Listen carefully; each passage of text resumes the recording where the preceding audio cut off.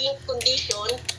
Before that, he's so healthy and wala po siyang kahit anong maintenance, kundi yung stem cell lang po.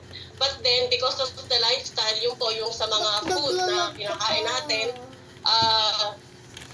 January of 2022, syempre, meron pong mga occasion, Pasko, Bagong Taon, yun po, palagi ang kain ng lechon. And then, that time, na-found out namin na tumaas yung BP niya, 140 over 90. But then, that was the first time. Because nga po, we're taking the stem cell for almost 5 years na din. And then, after that, January 18, nag-dinner lang po kami sa Robinson's Galleria. And then, kumain po siya, nag-order siya ng 3 cups of rice, 1 is order of papaitan, and 1/4 lechon. Yun lang po yung kinain niya. And then, pag-uwi po namin at 10 p.m. in the 10 p.m., bigla na lang po siyang without any, wala pong any symptoms, bigla na lang po siyang bumagsak. So pagbagsak nga po, bumula na po yung bibig niya and naihina po siya. Usually sabi po, pagka ganon, parang brain dead na po siya. So since na yun nga po, dalawa lang kami sa bahay. We have 3 kids by the way, but then they are all grown up and meron na po silang kanya-kanya buhay. Kaya kami dalawa lang po sa bahay. So what I did, nung nangyari pong bumagsak siya, na yun nga po, biglang nawala ng malay, bumula yung bibig, tapos naihina. So ang ginawa ko po, first aid na ginawa ko bago ako tumawag ng ambulance, yung Portier stem cell po, 6 capsules, kumuha po ako sa baba namin, and then ginupit ko po yung dulo, and then pinatak ko sa ilalim ng dila niya, sublingual. Kasi nga po doon sa mga narinig kong testimony before na just in case of emergency, sublingual, pwede mong ipatak kasi nga wala na siyang malay, pwede mong ipatak yun sa ilalim ng dila, and then yun po, yun ganun ang ginawa ko, and then tumawag na ako ng ambulance, 161 dito sa Marikina. And then after that, siguro mga 45 minutes pa bago dumating yung ambulance, pag-akit ko po ulit sa taas namin, nagulat ako, bigla po siyang umupo. Nung pag-upo po niya, nag-vomit po siya. Lahat ng kinain niya, nilabas po niya. And then yun po, nagkamalay siya, but then disoriented po siya. And then, ayun po, na-video ko pa po siya, meron pong watch the first video. Ito po yung dumating na po yung ambulance, napipick upin na kami. Nagkamalay siya, but then disoriented. Wala po siya sa sarili niya. Please play the first video po. Ayan po. Ika na rin. Kasalian po siya. Kasi nga, nagwawala po siya. Sige mamaya, yun lang po para... And then yung second video po, yan, hinihiga na po siya sa stretcher. Kung papansin nyo, ngiwi yung mukha niya, kasi sa sarili niya. Kaya dalian po siya sa stretcher ng ambulance kasi nga nagwawala po siya.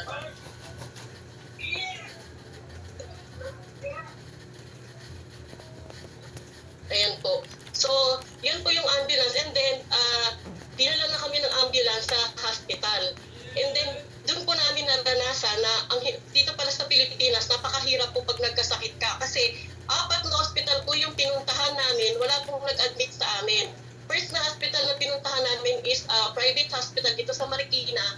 Ang sinabi po sa amin, wala daw pong vacant and wala silang vacant sa hospital. And then dinala po kami ng ambulance sa Quirino, sa River Hospital po sa Quezon City. Ang sabi naman po doon, ay admit daw po si husband, pero 5 days pa daw po. Napipila kami kasi nga ang daming pasyenteng naka-waiting. And then third na hospital po na pinagdalhan sa amin ng ambulance is sa WCC, sa Quezon City. It's a private hospital po, yung World City College Hospital. And then sabi po doon, ma'am, i-admit, kinausap po ako nung sa receptionist. Ang sabi, i-admit po namin yung husband ninyo, but then upon admission, 35,000 daw po ang babayaran namin. And then i-ICU daw po si husband, 60,000 per day ang ICU. And then, wala pa yung ER, wala pa yung PF. So parang lalabas po na 100,000 per day ang magagastos namin pag na-admit po siya doon. But sabi ko doon sa hospital, wala po kaming ganyang amount. Kasi pag inabot na ng 5 days, parang lalabas na 500,000 na po yung magagastos namin. And then yung nga po, yan na naman kami ng hospital, dinala kami sa Amang Rodriguez. It so happened po na talagang by God's grace, meron kami isang member, si Tita Rosemary Toriano, na head po siya ng medical record section sa Amang Rodriguez. Siya po yung tumulong sa amin para ma-admit kami dun sa Amang Rodriguez. But then, pag dala po sa amin sa Amang, yun nga po, na-admit naman po since na may kakilala, inano po agad siya, CT scan po agad. Yun nga po, lumabas sa CT scan niya, ruptured brain aneurysm. But then, ito po yung miracle talaga na nangyari. Nung 4 a.m. na po, meron nagkamalay po siya. May video po yan na inaano po siya ng doktor. Tinetest ng doktor yung next video po. Ayan po. Sa Amang Rodriguez po yan, tinetest po ng doktor yung kanyang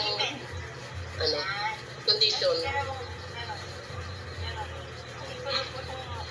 Saan pa? Saan pa? Yeah.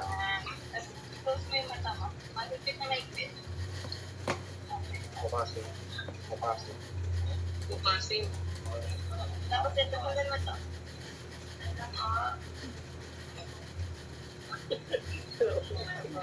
Yan po yung ano niya. Nagkamalay na po siya dyan after nung ano. Talagang diadayin lang po niya. Masakit yung batok niya. Yan po. So, okay na po. So, pagdating po nung pagdating ng umaga, sabi po sa amin sa Amang Rodriguez, ma'am, kasi dito sa Amang, wala po kaming surgical clipping for ruptured brain aneurysm. Kasi nga po yun ang lumabas sa CT scan niya. Dali niyo po siya sa malalaking hospital para po doon siya maoperahan. So, nung umaga po, sabi ng doktor, binigyan kami ng referral, 3 hospital, pagpilian namin, it's either Jose Reyes, East Avenue, or PGH. And then sabi po ng mga ka-churchmate ko, sa PGH na lang dalhin kasi maganda doon and kumpleto yung mga facilities tsaka yung mga laboratory bago yung mga equipment. So yun po, tumakbo kami ng PGH, that was January 20, 2023. Dinala namin siya sa PGH para po ma-admit sana doon. But then, yun nga po, 2 days kami nag-stay sa emergency room kasi ang dami pong pasyente, walang bakante. Pero may malay na po si husband, no? Naka-wheelchair na po siya. And then, meron pong, yun nga, 2 days na kami nag-aantay, waiting pa din kami. Meron pumunta sa amin, ni-refer na kaibigan ko, doktor po siya sa St. Luke's. And then, ang sabi sa amin, pinuntahan kami dun sa ER ng PGH, sabi, admit daw po si husband, siya yung magiging attending physician, private kami doon sa PGH. Nung tinanong ko, Dok, magkano pong magagastos pag surgical clipping operation yung husband ko? Yun nga po sabi ng doktor, 800 to 1 million pesos. So sabi namin, Dok, sabi ko wala po kami ganyang halaga. Mag-aantay na lang po kami na ma-admit po kami dito sa charity ng PGH. So yun po, waiting na naman po kami for 2 days. Finally, God moves na naman in a miraculous way. Nagkaroon ng connection ulit sa PGH, na-admit po siya. And then, nung upon admission po doon, maganda ang facility po talaga ng PGH, bawa ko. Kasi yung ano nga po, talagang yung mga ano niya, yung kumbaga, yung pag-attend sa kanya, yung magbibigay ng gamot, lahat, kumpleto po. Binibigyan siya talaga ng gamot, 24 hours, ina-assist. Although nasa charity work po kami. But then, inabot pa rin ng 10 days bago siya operahan. Kasi nga po, nasa charity kami, so you have to wait for the schedule ng kung kailan may available na doktor. But yun nga po, within that 10 days, sabi ko talagang God's grace po talaga, merong ginagawang miracle si Lord. Within that 10 days po na naka-confine siya, ang ginagawa ko po, habang nagtitake po siya ng simvastatin, losartan, while waiting for his operation, yung portier placenta po, tinitake niya po yun kasabay ng mga binibigay sa kanya sa PGH. He's taking 6 capsules every 2 hours. Yun po yung binibigay namin sa kanya para po makasurvive or ma-revive, mahabol namin yung maka-recover, mabilis ang recovery. Kasi di ba if you will notice po, the ruptured brain aneurysm is fatal. Yun po according to the study. Katulad nga po nung nangyari kay Jovit Baldovino, November of 2022, halos magkasunod lang sila. Si Jovit Baldovino po suffered a ruptured brain aneurysm din. After kumanta, bumagsak, 5 days lang siya na-comatose, but then he passed away na po. So yun po talaga ang ng ruptured brain aneurysm. But thankful po talaga, meron tayong portier placenta na ginagamit po talaga ni Lord. Yun nga po, he's taking 6 capsules every 2 hours. So yung 10 days pong yun, nakapag-take po siya ng 7 bottles. Wherein yung 7 bottles pong yun, ang talagang standard na pag-take po yun, is 6 months therapy. 6 months therapy, but then yung husband ko po, tinake lang po niya ng 10 days po yun. But nakatulong po kasi yun nga po, dumating yung time na operahan na siya, February 1, naka-schedule na po siyang operahan. Before the operation, kinausap ako ng doktor. Ang sabi ng doktor, ma'am, usually po, lahat ng naoperahan ng ruptured brain aneurysm, surgical clipping, 80% ang survival rate. it's either comatose or stroke after the operation. Yun po yung sinabi ng doktor sa amin. So, yun po, sabi ko sa doktor, sige po, Doc, by God's grace na lang po talaga, miracle na lang ni Lord. Kasi yun nga po, nakapag-take naman siya ng stem cell.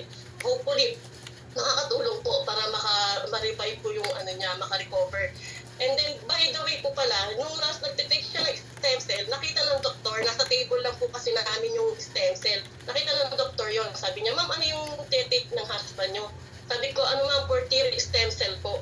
Sabi lang ng doktor, okay, mahal po yan. Yun lang po ang sinabi. Walang sinabing, itigil ninyo, bawal po yan dito sa hospital. Yun lang po, mahal po yan. Ganun lang yung sinabi ng doktor. Sabi ko, opo, Dok, mahal po talaga. Kaya lang, may hinahabol po tayong buhay. Okay lang po sa amin na ano kasi makakatulong po ito, mabilis na makarecover yung husband ko. So, yun po. And then finally, February 1, after 10 days of waiting, naoperahan na po siya. Yun nga po, in-advise kami ng doktor na i-ready na daw namin na gano'n na magiging effect after the operation. But yun nga, ano pa rin kami, faith pa rin kay Lord. So, after the operation, 24 hours lang po, nagkamalay na po siya. And then, nung nagkamalay po siya, wala pong any side effect. Meron pong picture yan na yung sa operation niya, kalahati na lang po yung naoperahan do sa ano niya. Instead of buong ulo, next ano pa po, slide. Yung pinaka ano, yung next pa po. Ayan po yung operation niya.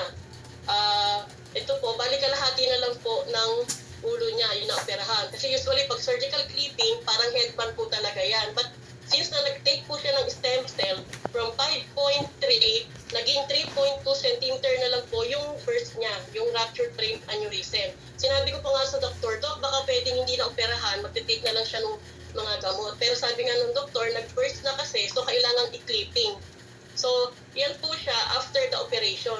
And if you will notice po, ang bilis ng recovery, within 24 hours po, nagkamalay po siya. Pero yung katabi niya, na babae na naoperahan, after 6 months pa siya bago nakaka-recover. Kasi paglabas niya ng operating room, meron ng butas sa lalamunan, may tubo na sa ilong, patay yung kalahating katawan. So, yung husband ko, ang bilis po na recovery. February 1 siya na-operahan, and then February 4, discharge na po kami agad sa PGH. Kasi nga nakita ng doktor na okay na po siya. So, talagang napakalaki pong miracle and milagro po talaga na ginamit po talaga ni Lord yung 4-tier placenta para po mabilis yung recovery niya, and nakatulong po ito ng malaki. Kaya thankful po kami kasi kung wala yung 4-tier placenta that time, malamang wala na rin yung husband ko ngayon. And yun nga po, ito po yung husband ko, nasa tabi ko po. Kung makikita po nyo, it's very healthy po. Wala pong any side effect. Ayan po siya. Good So, evening. yun po. Nagala po kami i-share sa inyo yung naging journey namin. Ayan po. So, yun po. Thank you po. Thank you sa 4-tier placenta, and thank you, Lord, because ginamit mo po yung 4-tier placenta as our yun nga po, miracle stem cell. So, thank you po, and again, good evening, and to God be all the glory. Thank you.